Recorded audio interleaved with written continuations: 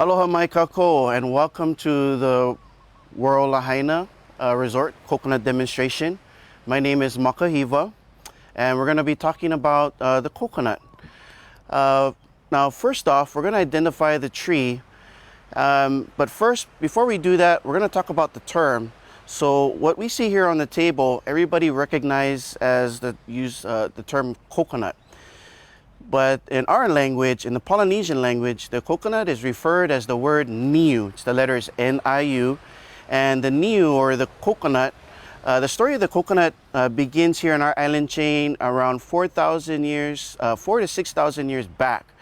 And the term niu is actually a Polynesian term. So the word niu doesn't only mean coconut in Hawaiian language, but if we go to our cousins in the South Pacific and we ask the Samoan people, how do you say coconut in your language? They will say niu.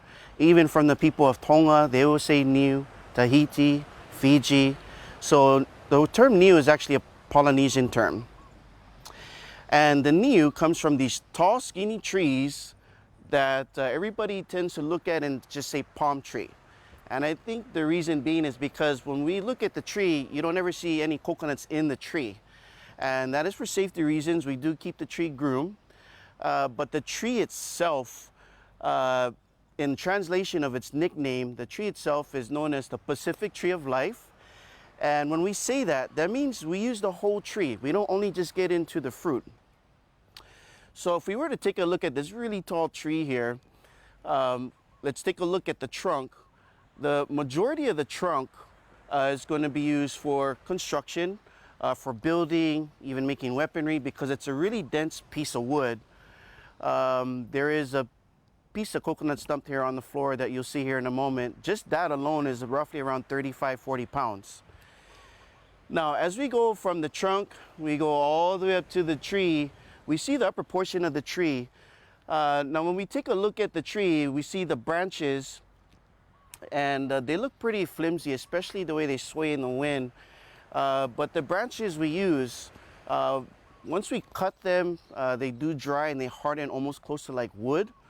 We'll take that branch and we'll use the natural curvature that you see in the branch, and we'll use that as a natural flex to bend them to make the standard roofing frame of our pilihale, or what you'd call as your traditional thatched house. Now, when we take a look at the branches, you're also going to see leaves, the leaves that are attached to the branch. We also use the leaves, and we use the leaves for weaving, and weaving was a very essential part of the Polynesian cultures. Because here in our island chains, our island homes do not produce or give birth to any kind of metal. So what that means is my ancestors did not have things like nails, screws, metal pegs to build, construct, make tools. So everything had to be tied or bound or woven together. The unique thing about using a coconut leaf for weaving is that it's not like the leaves that surrounds us here at ground level. So if we were to walk up to any plant, hedge, or tree, we pluck this leaf off of the branch. Over time, the leaf will dry out, and then the side effect is it becomes brittle. The coconut leaf does not do that. When it's plucked from its source, it dries, it browns, it actually turns into hard basketry. So because of that, that quality result in the drying, the coconut leaf was widely used for the making of everyday things like making baskets, bowls, plates, hut covering or thatching. Now, at the same tree, I do want to point out, if you take a look on the left-hand side of the tree, you'll notice that there's some growth happening on top of the tree.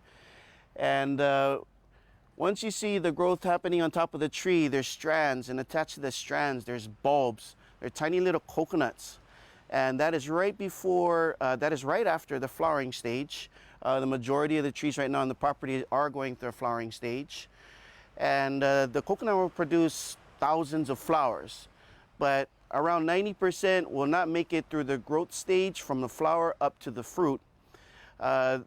Majority of the flowers will not survive all the weathered patterns of 14, 13 months.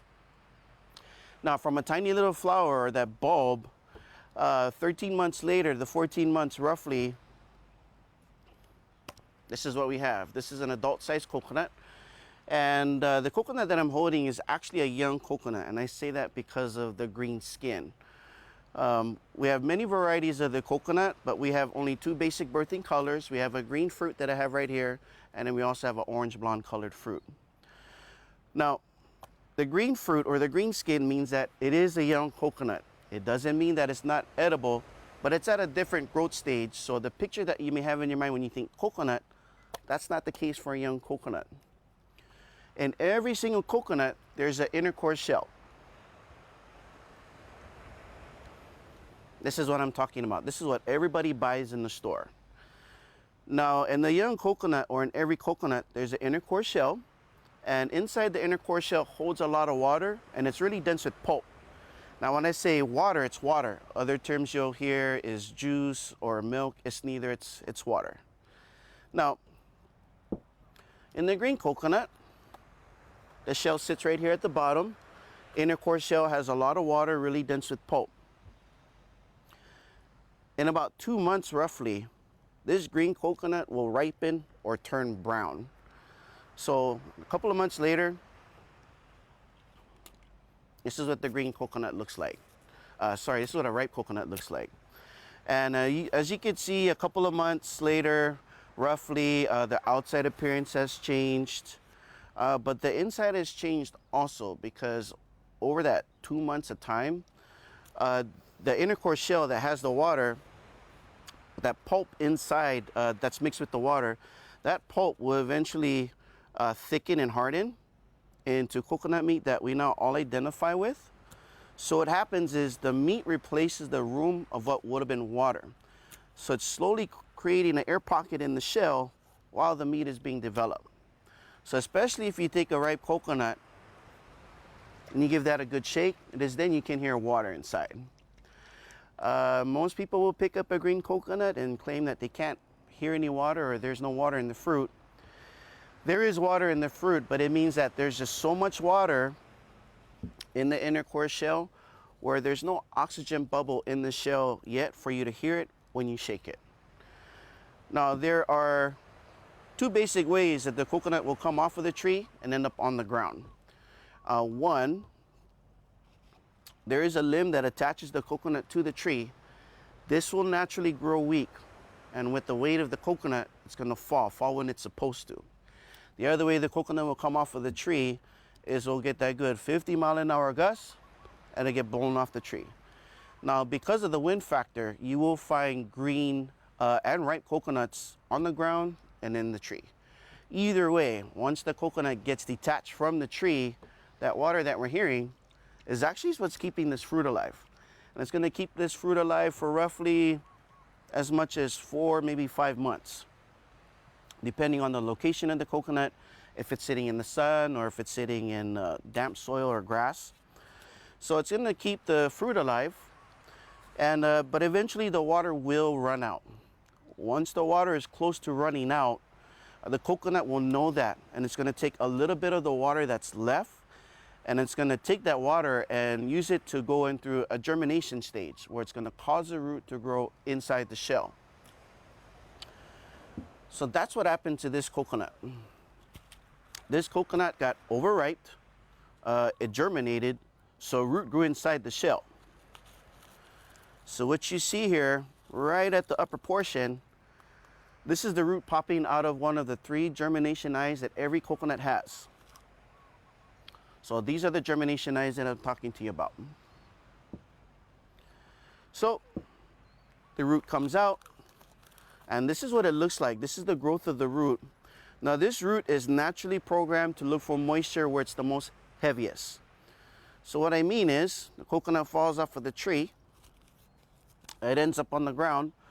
The root's going to go directly underneath the coconut into the soil, feed off of the nutrients in the soil, produce more roots, and then the stalk will grow out.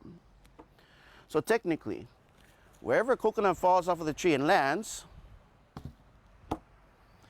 if nobody moves it or touches it for a long period of time, a tree will go right there in its spot.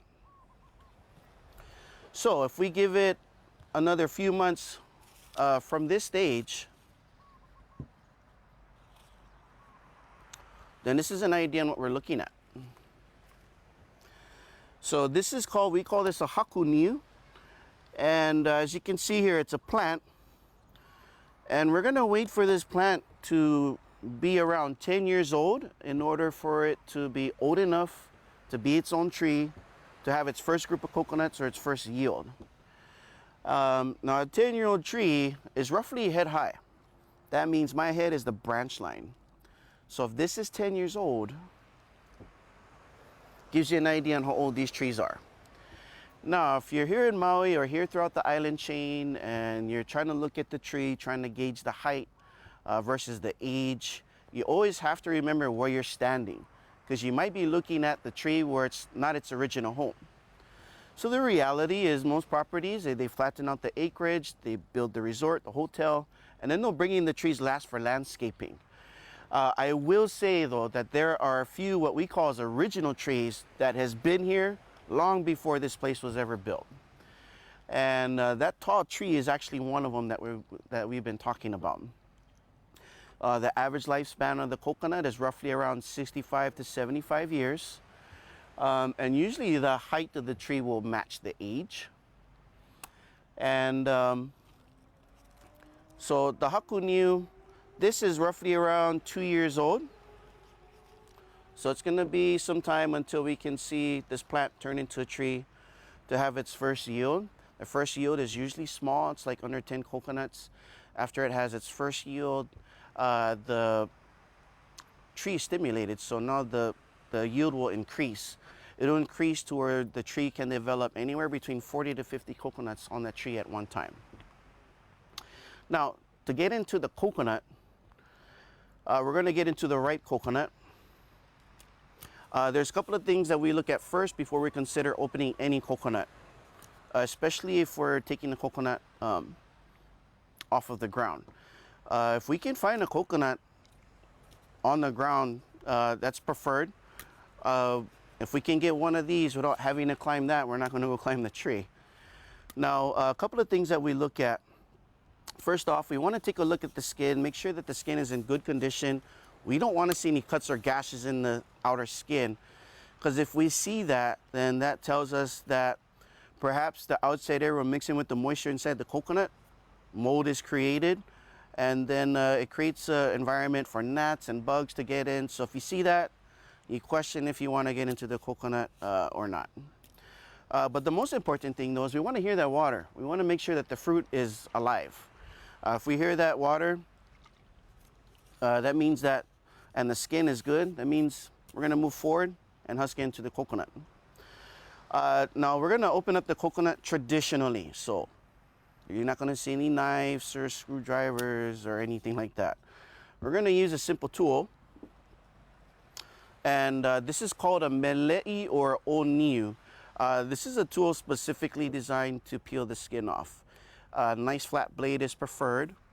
The width is important. So how the traditional method is going to work as far as husking a coconut is one hand is going to hold the coconut on the stick. The other hand is going to push the coconut down and peel the skin back. We're going to lift the coconut up, rotate, repenetrate, repeat. So the coconut is going to be opened up like a banana. That's how it's going to be opened up. So we're going to move here to the front.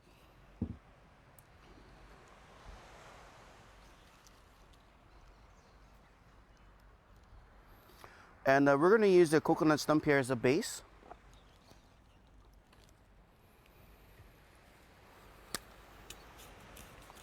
Okay, so every coconut, there's 3 humps. This is not as distinct, but you can take a look at, there's a hump here, there's a hump here, and there's a hump here. Now the flat spots in between the humps, those are going to be my target points. I'm going to use the humps as handles to hold the coconut onto the oniu or the mele'i or the sharp stick. Okay, you don't need brute strength to open up a coconut. It's just really all technique.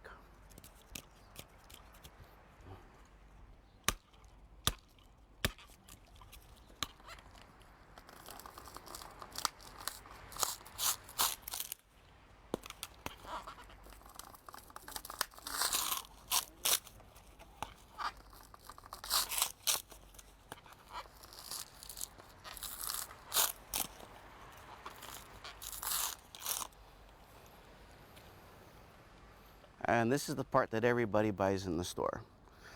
So I'm going to talk a little bit about the husk. In the Polynesian language, this is known as pulu or a'a. And the husk we don't throw away. We also use the husk to mention just a couple uses. There's many.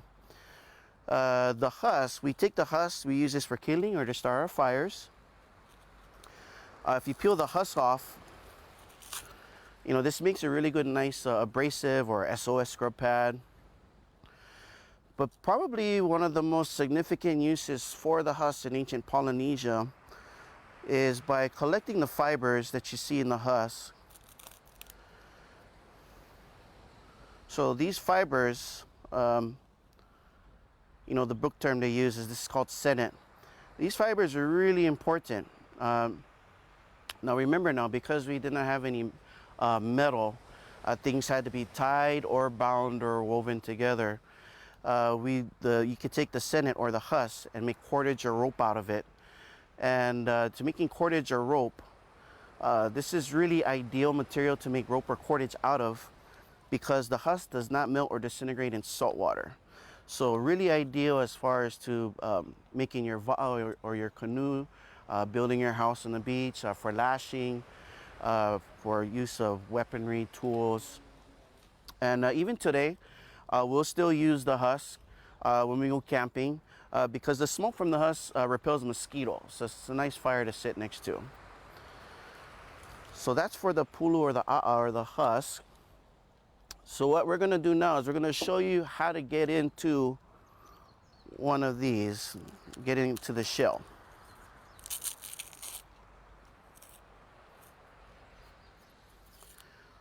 So every coconut, you see the 3 germination eyes. Now, I'm going to use this for example. Okay, so these are the 3 germination eyes. You'll notice that there's one eye slightly larger out of the 3. So for this coconut that we're going to open up, that's this eye right here, like this one right here. And the reason why looking for this face is important is because it's going to tell us how we're going to crack the coconut open. So if we turn the coconut around, there's 3 core lines that run from one end to the other end of the coconut. So we have a core line right here, second one right here, and here's a third one. Now if you look close, all 3 of those core lines, they meet right in the center of that face. And we're going to choose the line that's going in between the 2 small eyes, because out of the 3 core lines, this one is the weakest one. Now to crack the coconut open, again, really simple. We're just going to use a heavy device. We're going to use a solid rock. So it's ideal to use a device that has a little bit of weight on it. That way it's less power out of view to apply to the object and then apply it to the coconut. So we're just going to take the weight of the stone, apply it right onto the coconut. Okay, and then what's going to come out is water, not milk. So we have a crack here, goes right down the middle.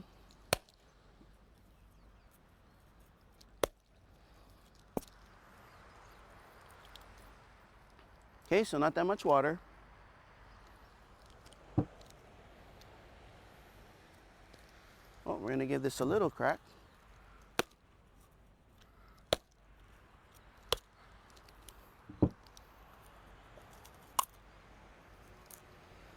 And that's our coconut. So this is a nice, beautiful, ripe coconut.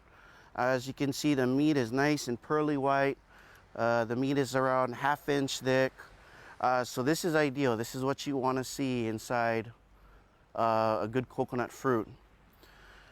So what we're going to do now is we're going to take some of the meat out and we're going to show you something else. So I do want to, you can't really see it, but you know, your water should be nice and clear. You don't want to see your water murky or white chunks in it. If you see that, coconut is probably not good. But if your fruit looks like this, it doesn't mean that your coconut is bad. Just get rid of the water and go straight for the fruit. So here's the water, and you're probably wondering, well, what about the milk? Where's the milk? So we're going to jump into that. So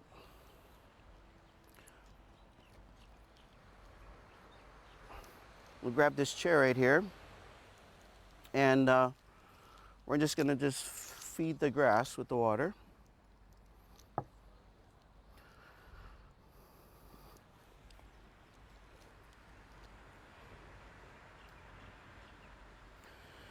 Now the water that was in the bowl, I must say that it is not the same water that people are buying in the stores. It's completely different. The water is very fragile. Once I had opened up the coconut, it's a sterile environment. So now that the water is in the bowl, the outsider is beginning to hit it and oxidize. So the water, it doesn't last very long. So we're gonna husk the coconut with this tool. We call it a uva'uniu. And traditionally, this would be more like a log, use of a hard shell. As you can see here, this is metal, creating a serrated look. This would be a shell, using basalt to knock chips into the shell. Or if they would find a piece of log with a broken branch, they can also use that too, using rocks and so forth to get the meat out. So my ancestors did not have a nice cherry oak paddle like how you have here. So the way this works, we're going to use the body weight. I'm going to sit right on it.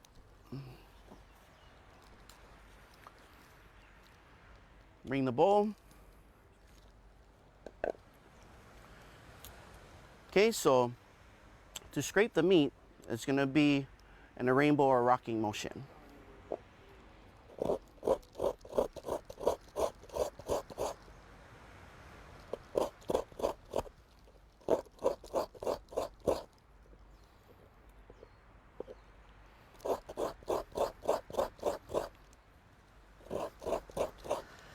So as you can see, as I grate, you see the meat is being shaved off. It goes into the bowl.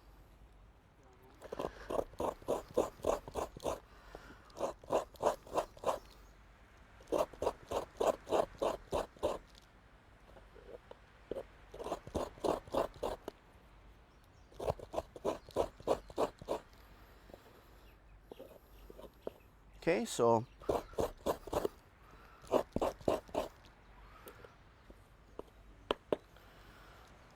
that's what's in the bowl, and this is the shell. Now what's in the bowl, when we grate the coconut down, is basically for cooking use. Now we're going to break the coconut down to collect the main ingredient for cooking.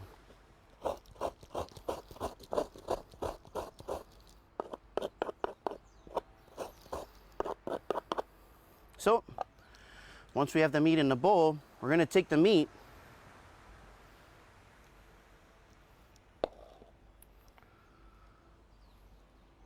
and we're going to press on it. Now this is what happens when you do that.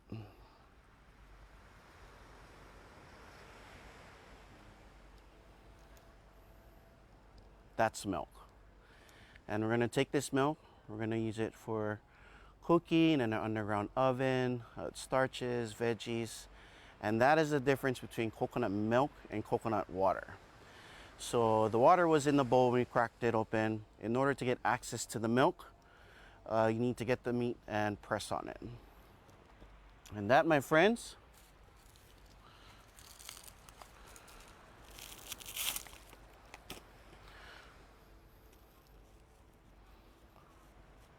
concludes the coconut husking demonstration.